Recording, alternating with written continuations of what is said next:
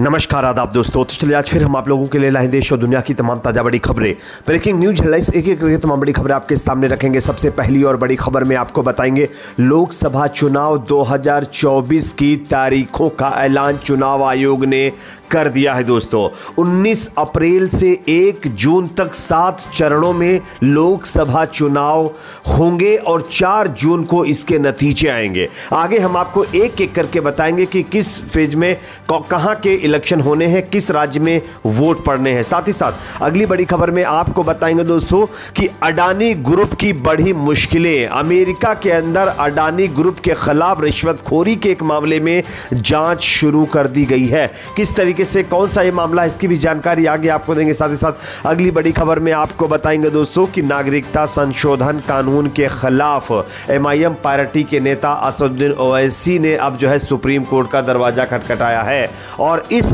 कानून को जो है रद्द करने की मांग की। किस तरीके से, क्या कुछ उन्होंने कहा है, यह भी आपको बताएंगे। साथ ही साथ अगली बड़ी खबर में आपको बताएंगे दोस्तों कि इलेक्टोरल बॉन्ड की रिपोर्ट में एक और बड़ा खुलासा हुआ है। 30 कंपनियों ने छापेमारी के बाद पार्टियों को मोटा चंदा दिया था। इसका खुलासा एक बार फिर सामने आया है जो कि चौंकाने वाला है। आगे एक एक करके इन कंपनियों के नाम भी बताएंगे और किस पार्टी को चंदा गया इसकी भी जानकारी देंगे। साथ ही साथ अगली बड़ी खबर में आपको बताएंगे दोस्तों कि 57 मुस्लिम कंट्रियों के बीच गाजा में सबसे ज्यादा ह्यूमैनिटेरियन भेजने वाला पहला मुल्क बना रशिया।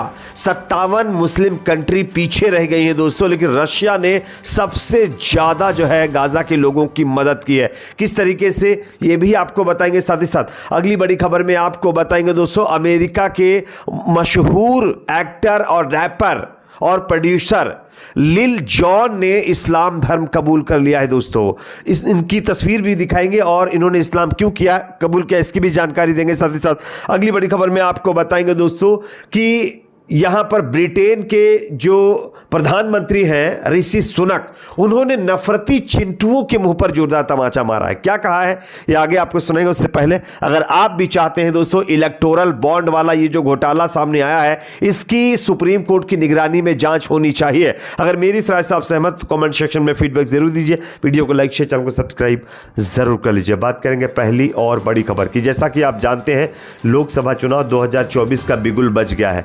निर्वाचन आयोग ने कल दोपहर प्रेस कॉन्फ्रेंस कर चुनाव की तारीखों का ऐलान किया है। मुख्य चुनाव आयुक्त राजीव कुमार ने बताया कि इस बार के लोकसभा चुनाव 7 चरणों में कराए जाएंगे। उन्होंने यह भी बताया कि चुनाव को लेकर सभी तैयारियां पूरी हो चुकी हैं। इसके अलावा पोलिंग बूथों पर सख्त सुरक्षा व्यवस्था के इंतजाम भी किए गए हैं।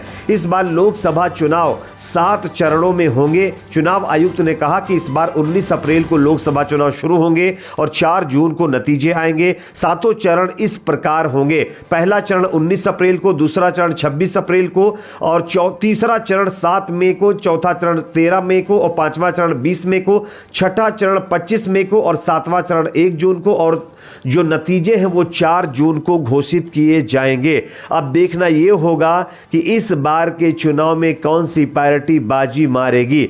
वैसे तमाम जो ओपिनियन पोल सामने आ रहे हैं उसके मुताबिक तो ऐसा लग रहा है अगर EVM से ही चुनाव हो रहे हैं तो बीजेपी के अलावा कोई और पार्टी चुनाव नहीं जीत पाएगी, क्योंकि आप सब जानते होंगे EVM के ऊपर लगातार विपक्षी पार्टियां सवाल खड़ी कर रही हैं। उनका मानना है कि EVM से बीजेपी कुछ भी कर सकती है। अगली खबर की बात करेंगे जो कि सामने आ रही है दोस्तों, अडानी ग्रुप की मुश्किलें बढ़ गई हैं। आप इस खबर को देखिए। अडानी ग्रुप के खिलाफ अमेरिका में जांच शुरू हो गई है। रिश्वतखोरी का एक मामला है जिस पर यह जांच शुरू हुई है। अडानी की कंपनी या गौतम अडानी या फिर उनकी कंपनी से जुड़े बाकी लोग भारत में एक एनर्जी प्रोजेक्ट को पाने के लिए रिश्वत देने में तो नहीं शामिल थे, ऐसी जांच चलने का दावा मीडिया रिपोर्ट्स में किया गया है। अडानी ग्रुप का कहना है कि उसे इस बारे में कुछ भी पता नहीं है, लेकिन सवाल है कि अमेरिका में यह जांच क्यों हो रही है। यानी अडानी ग्रुप को खुद नहीं पता है कि यह जांच क्यों की जा रही है, बल्कि अमेरिका के अंदर जांच शुरू हो चुकी है। तो यह कहीं ना कहीं अपने आप में जो है अडानी समूह की मुश्किलें बढ़ा देने वाली खबर है। अगली खबर की बात करेंगे जो कि सामने आ रही है। नागरिकता संशोधन कानून के खिलाफ अब सुप्रीम कोर्ट के अंदर MIM पार्टी के मुखिया असदुद्दीन ओवैसी ने एक याचिका लगाई है। क्या कहा है मैं आपको स्क्रीन स्क्रीन पर खबर दिखा रहा हूं, आप देख सकते हैं। असदुद्दीन ओवैसी ने नागरिकता संशोधन अधिनियम 2019 और CAA नियम 2024 पर रोक लगाने की मांग करते हुए सुप्रीम कोर्ट का रुख किया है और कहा है कि याचिका लंबित रहने के दौरान CAA के तहत कोई नागरिकता नहीं दी जाएगी।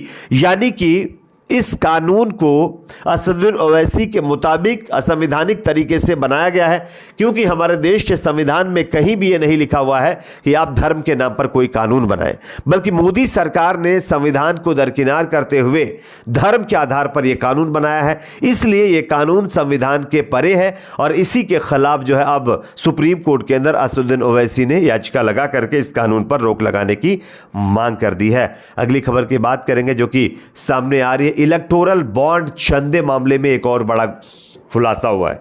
आप इस खबर को देखिए। इलेक्टोरल बॉन्ड की रिपोर्ट में हुए नए खुलासे। 30 कंपनियों ने छापेमारी के बाद पार्टियों को दिया मोटा चंदा। अधूरी जानकारी देने पर सुप्रीम कोर्ट ने फिर एक बार SBI को फटकार लगाई है।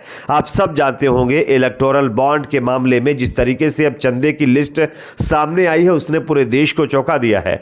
जिन कंपनियों के ऊपर ED इनकम टैक्स की छापेमारी मोदी सरकार द्वारा करवाई गई, उन कंपनियों ने उसके तुरंत बाद इलेक्टोरल बॉन्ड के जरिए मोदी सरकार को चंदा दिया।